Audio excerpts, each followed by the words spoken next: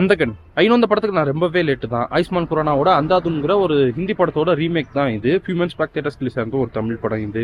பிரசாந்த், அப்புறம் சிம்ரன், பிரியா ஆனந்த் போல இன்னும் சிலர் நடிச்சு, பிரசாந்த் அவர்களோட அப்பா தியாகராஜன் அவர்களோட டைரக்ஷன்ல ரிலீஸ் ஆன ஒரு தமிழ் படம் இது. இன்ட்ரெஸ்டிங்கான ஒரு ஃபர்ஸ்ட் ஹாஃபும் பிட் லென்த்தியா இழுத்தடிக்கிற அந்த செகண்ட் ஹாஃபும் சின்ன சின்ன சேஞ்சஸ் இருந்தா கூட ஒரு நல்ல படமாவே இதை இவங்க பண்ணியிருக்காங்க. ஆக்சுவலி செகண்ட் ஹாஃப்ல சில போர்ஷன்ஸ்ல இவங்க ஏதாவது சேஞ்ச் பண்ணியிருந்திருக்கலாம், அட்லீஸ்ட் ட்ரிம் பண்ணியிருந்திருக்கலாம்.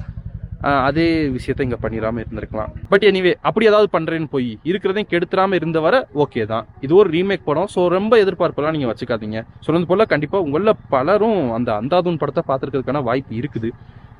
அப்படி பார்த்துட்டு இதை பார்க்குறவங்களுக்கு இது எந்த அளவுக்கு பிடிக்குங்கிறது ஒரு கேள்விக்குறி தான்.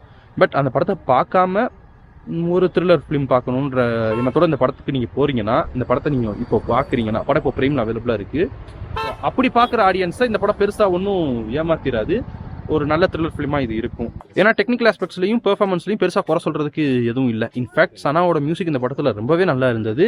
கண்டிப்பாக மியூசிக்கை நீங்கள் இந்த படத்தில் என்ஜாய் பண்ணுவீங்க. த்ரில்லர் படத்தை விரும்பி பார்க்குற ஆடியன்ஸ் தாராளமாக இந்த படத்தை நீங்கள் ட்ரை பண்ணலாம். பட் செகண்ட் ஹாஃபோட அந்த ஆரம்ப போர்ஷனில் லேசாக பல்ல கிடைச்சிக்க வேண்டி இருக்குங்கிறது மட்டும் மைண்டில் வச்சுக்கிட்டு நீங்கள் இந்த படத்தை ட்ரை பண்ணுங்கள். சொன்னது போல படம் இப்போ பிரைமில் அவைலபிளாக இருக்குது. பாருங்கள், பார்த்துட்டு வந்து இந்த படத்தை உங்களுக்கு தாச்சுங்கிறத மறக்காம கமெண்ட் செக்ஷனில் லீவ் பண்ணுங்கள். சீக்கிரமே உங்களை அடுத்த வீடியோவில் சந்திக்கிறேன். பாய்.